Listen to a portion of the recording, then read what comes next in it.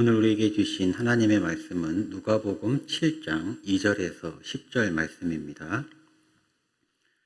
어떤 백부장이 사랑하는 종이 병들어 죽게 되었더니 예수의 소문을 듣고 유대인의 장로 몇 사람을 예수께 보내어 오셔서 그 종을 구해 주시기를 청한지라. 이에 그들이 예수께 나아 간절히 구하여 이르되 이 일을 하시는 것이 이 사람에게는 합당하니이다. 그가 우리 민족을 사랑하고 또한 우리를 위하여 회당을 지었나이다 하니 예수께서 함께 가실 때 이에 그 집이 멀지 아니하여 백부장이 벗들을 보내어 이르되 주여 수고하시지 마옵소서. 내 집에 들어오심을 나는 감당하지 못하겠나이다. 그러므로 내가 주께 나아가기도 감당하지 못할 줄을 알았나이다. 말씀만 하사 내 하인을 낫게 하소서. 나도 남의 수하에 든 사람이요 내 아래에도 병사가 있으니 이더러 가라 하면 가고 저더러 오라 하면 오고 내 종도로 이것을 하라 하면 하나이다. 예수께서 들으시고 그를 놀랍게 여겨 돌이키사 따르는 무리에게 이르시되 내가 너희에게 이르노니 이스라엘 중에서도 이만한 믿음은 만나보지 못하였노라 하시더라. 보내었던 사람들이 집으로 돌아가매 종이 이미 나아 있었더라. 대단한 장면을 보고 우리는 이런 표현을 합니다. 그 장면은 오늘 경기의 압권이었어.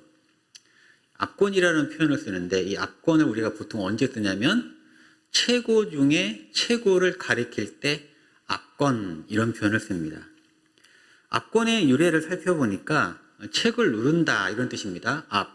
누르다 이런 뜻이고 권, 책이란 뜻이죠. 그래서 책을 누르고 있는 모양을 압권이라고 합니다.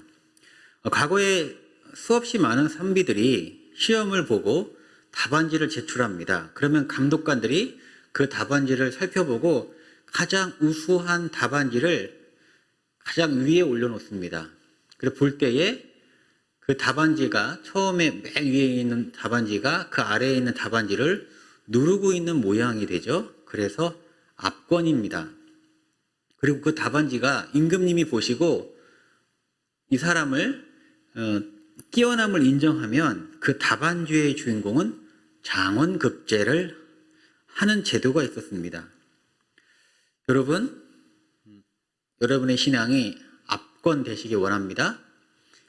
압권, 믿음의 최고의 믿음이 되기를 소망합니다.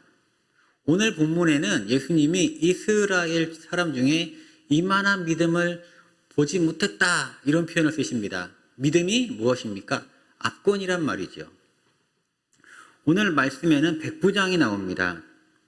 그 백부장은 로마 군대 장교입니다. 그러니까 왜 그곳에 있습니까? 그 백성을 다스리라고, 그 백성을 관리하라고 파송된 사람입니다. 로마 사람입니다. 이방인입니다. 그런데 이 백부장의 종이 병이 들었어요. 그가 사랑하는 종이 있는데 그 종이 병들었습니다. 아마 따뜻한 사람이었던 것 같습니다. 그때 그는 예수에 대한 소문을 듣게 됩니다. 예수라는 청년이 있는데 기적과 이사를 행한다. 그가 병을 고치신다는 것을 보고 그는 사람을 보냅니다. 장로 몇 명을 보냅니다. 3절 말씀입니다. 예수의 소문을 듣고 유대인의 장로 몇 사람을 예수께 보내어 오셔서 그 종을 구해 주시기를 청한지라.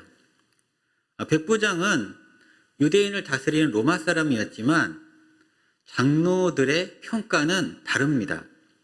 보통 당시 속박을 당하는 백성들 어떻게 평가할까요? 욕하겠죠. 비난하겠죠. 왜냐하면 관리하러 온 사람이니까 얼마나 많이 괴롭혔겠습니까? 박하게 했겠습니까? 근데 그는 그렇지 하지 않았다는 겁니다. 5절 말씀입니다. 그가 우리 민족을 사랑하고 또한 우리를 위하여 회당을 지었나이다 하니 다스리는데 온순하게 은혜를 베풀면서 다스렸던 사람입니다. 성품이 느껴지죠. 그 종을 사랑하고 또 회당을 지어줬다는 거예요. 그 유대인들이 믿는 예배초소를 지어줬다는 얘기죠. 그런 이야기를 듣고 예수님이 그 종을 고쳐주시기로 하시고 같이 동행합니다. 근데 그때에 그 백부장이 친구들을 또 보냅니다. 6절에서 8절 말씀입니다.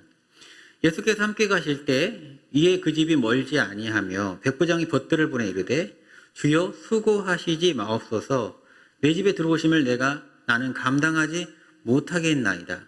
그러므로 내가 주께 나아가기도 감당하지 못할 줄 알았나이다. 말씀만 하사 내 하인을 낫게 하소서. 나도 남의 수하에 든 사람이요 내 아래에도 병사가 있으니 이더러 가라 하면 가고 저더러 오라 하면 오고 내 종더러 이것을 하라면 하나이다. 백부장이 고민하다가 자기의 친구들을 보냅니다. 자기의 다스리는 사람, 같은 유대인을 보낸 것이 아니라 오히려 수준을 높인 거죠. 자기의 친구들을 보내서 고백을 하는데 그 고백의 내용은 크게 두 가지입니다. 내가 무엇하고 주님이 우리 집까지 오시는 수고를 하십니까? 저는 그럴 자격이 없습니다. 저는 주님이 너무나 크신 분이어서 우리 집에 오심을 감당하지 못합니다. 자신을 겸손하게 낮춥니다. 두 번째 내용은 뭐냐면 말씀만 하시면 내 하인이 치유될 것입니다. 예수님의 절대 권세에 대한 흔들리지 않는 절대의 믿음을 보여주었습니다. 우리 집까지 굳이 오시지 않아도 주님께서 그 로마 백부장인데 그 청년을 예수라는 청년에게 주라고 표현합니다. 주인님이라고 표현합니다. 그러면서 말씀만 하시면 고치겠다는 거예요. 은혜죠. 사실 그 믿음은 하나님이 주신 겁니다. 모든 것이 은혜입니다. 근데 그 믿음을 가지고 온전히 고백했다는 거예요. 흔들리지 않는 믿음으로 확신 가운데 주님이 말씀만 하시면 시간을 초월해서 장소를 초월해서 내가 간구하는 그 기도 제목이 이루어진다고 고백한 것입니다. 그 결과가 어떻게 되었습니까? 9절 10절 말씀입니다. 예수께서 들으시고 그를 놀랍게 여겨 돌이켜 따르는 무리에게 이르시되 내가 너희에게 이르노니 이스라엘 중에서도 이만한 믿음은 만나보지 못하였노라 하시니라. 두 가지인데요. 예수님이 칭찬하셨습니다. 예수님이 이러한 믿음은 본 적이 없다. 너희들 중에 이러한 믿음이 없다라고 합니다. 이스라엘 사람인데 없다는 거예요. 근데 그 믿음이 어디서 왔습니까? 이방인 백부장에서 왔다는 거예요. 믿음이 압권이라는 얘기죠. 어떻게 이런 믿음을 보여줄 수 있지?